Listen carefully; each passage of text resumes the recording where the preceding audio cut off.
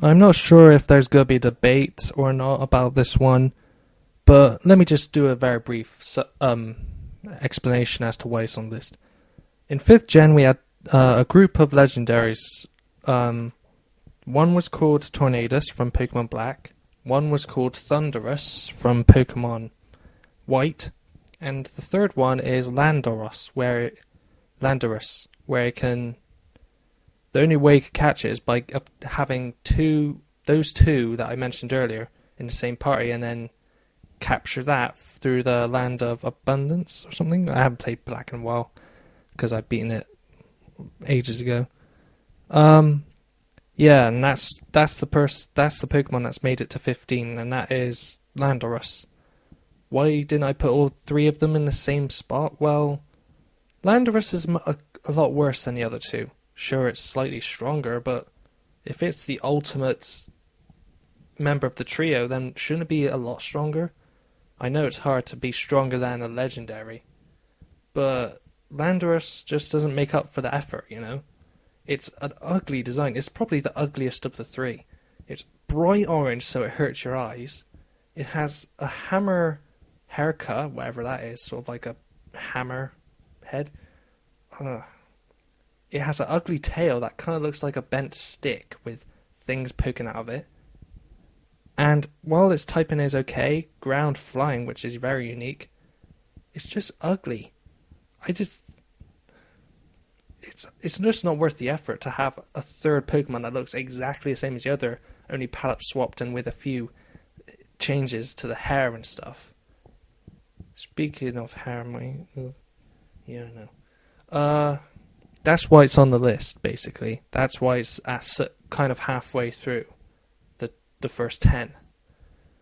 The next one on my list is a lot more understandable as to why it's even in there. So, Landorus, you suck.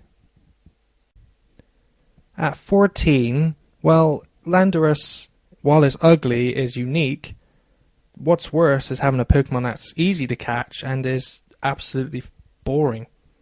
And that is number 14, which is Basculin. Basculin is worse than... I was going to have either Goldeen or Seaking on this list because of their oh-so boring appearance. But Basculin is worse. It's a boring, dull grey. There are two sprites for it, and both of them are just... meh. I mean... the only reason I've caught one of the forms, is because I like the colour blue, and Basculin's blue stripe form is unique. Well, better than the other form, that's for sure. But its stats are average, it's forgettable, it's unnecessary because we have so many fish Pokemon in the universe.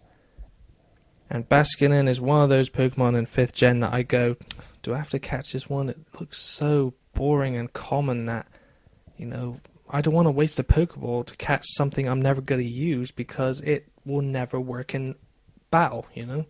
It can, but it won't specialize in anything. It's so flat, so mono, so...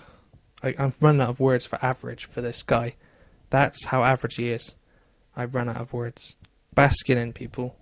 How many of you have actually said, Basculin's awesome? Exactly. So that's why it's 14.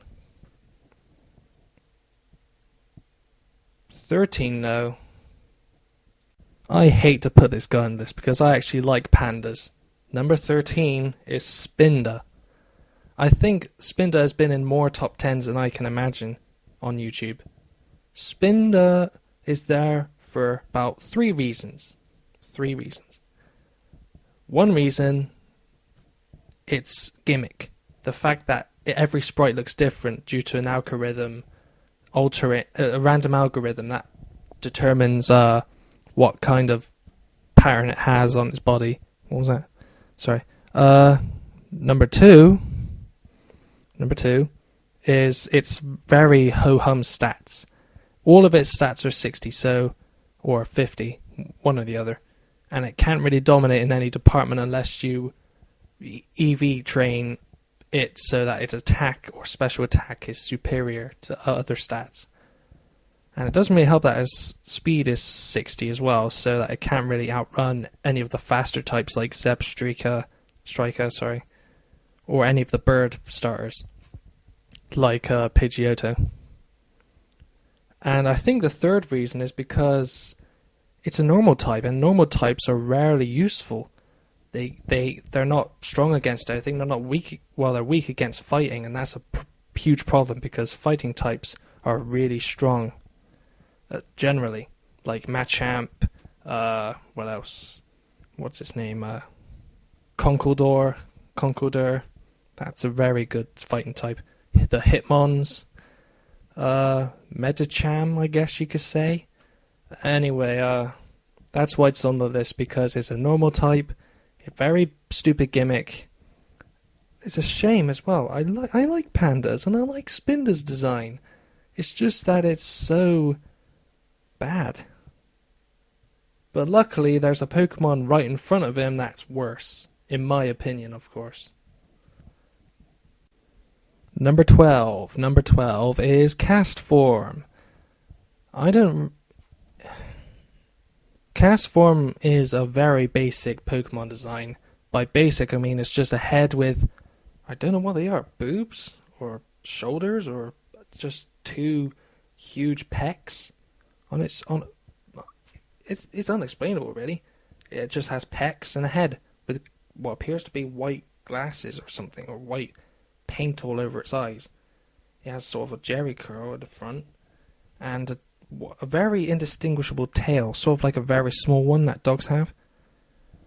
And it's a normal type, so yeah, yet again, it has the weakness that Spinda has. It has even bigger gimmick than Spinda. They're both from 3rd gen, so that's not a surprise, because a lot of 3rd gen Pokemon had gimmicks. This Pokemon's gimmicks is that whenever a weather condition was cast, it would change the form depending on the weather. So if it was hail, it would be an ice form. If it was a sunny day, it would be fire form, whatever. And I think if it was raining, it would be like water form. And it did little to differentiate from the other, because I don't think there was any benefit of changing forms. It just happened to change form every time the weather effect occurred. And that is... It shows effort, but with a Pokemon that Castform, it's not worth it.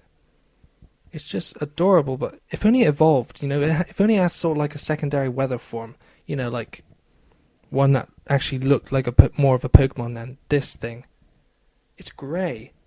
Why do they choose the sickest of colours? A dark grey, or a beige colour, or a grey with a blue stripe. What's up with that? It's like Game Freak and Nintendo decided to suck out all of the colour from the latest Pokemon, like Basculin and Castform. They're all grey. Screw them being blue or purple or any nice colour. Let's make them grey. Slakoth is slightly better in terms of contrast, so Slakoth is the next one on my list. I'll explain why now.